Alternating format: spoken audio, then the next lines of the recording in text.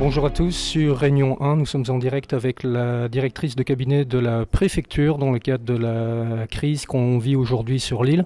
Madame la directrice, bonjour. Bonjour. Alors, dans cette crise particulièrement éprouvante pour vous et vos équipes, comment gérez-vous cela et comment collaborez-vous avec vos équipiers pour gérer la situation au mieux ?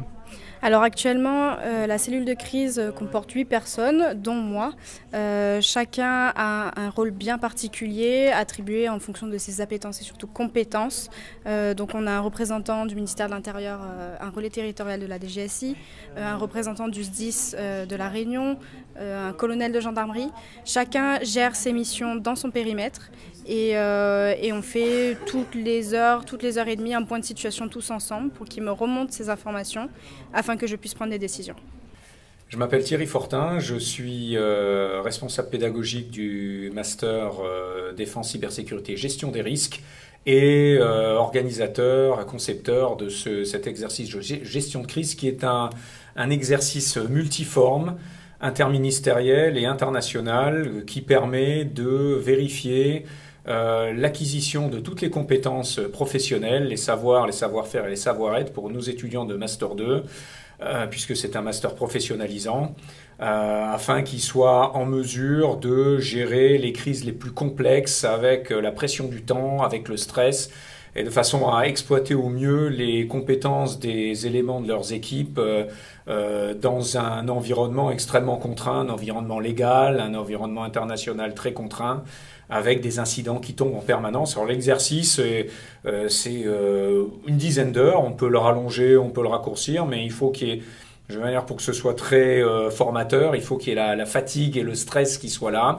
Donc il y a une cinquantaine d'événements, ce qu'on appelle des inputs, des incidents, qui tombent sur eux en pluie plus ou moins drue. Nous avons commencé avec un séisme qui déclenche une éruption volcanique, puis un tsunami qui pointe son nez, puis une épidémie de choléra, des manifestations, de la désinformation sur les réseaux sociaux. On se retrouve avec énormément d'informations à gérer et on doit les prioriser.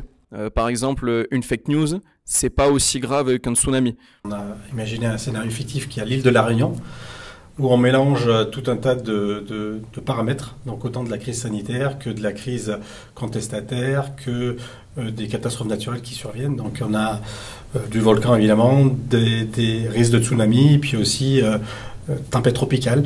Donc tout ça est mélangé dans un contexte assez tendu. Ils doivent réagir avec des comptes rendus, des communiqués, des ordres, des négociations, et on évaluera leur réactivité, la pertinence de leur réaction, la capacité à rester unis tout au long de la crise, malgré les difficultés rencontrées. Alors je dirais l'esprit de synthèse, car on a réalisé jusqu'à maintenant près de 6 à 7 communiqués de presse. Donc j'ai une partie de mon équipe, notamment les représentants de l'ARS et de la Croix-Rouge Réunion, qui rédigent énormément de contenu. Le but, c'est vraiment de les amener dans ces gestions de crise sur de la réaction, de l'analyse, de la réflexion, de la réaction et de la proposition. En quoi vos cours à l'ILERI, la formation que vous avez suivie, vous permettent et vous aident à gérer une situation de ce type ?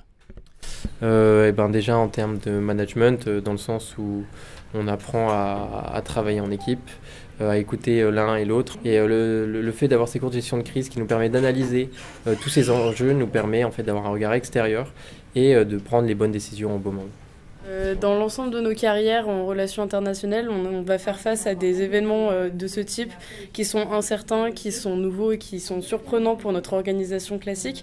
Et donc on doit savoir faire face à ce genre de surprises et savoir notamment être flexible et réagir rapidement et efficacement à tout type de situation. Le plus grand défi dans les relations internationales, c'est de pouvoir apporter une réponse claire, simple, précise et qui soit efficace, tout en étant dans un monde qui est de plus en plus médiatisé et où la parole est reprise, transformée et parfois adaptée à des partis et des idéologies qui ne sont pas forcément les nôtres. Donc je pense que c'est le plus gros défi.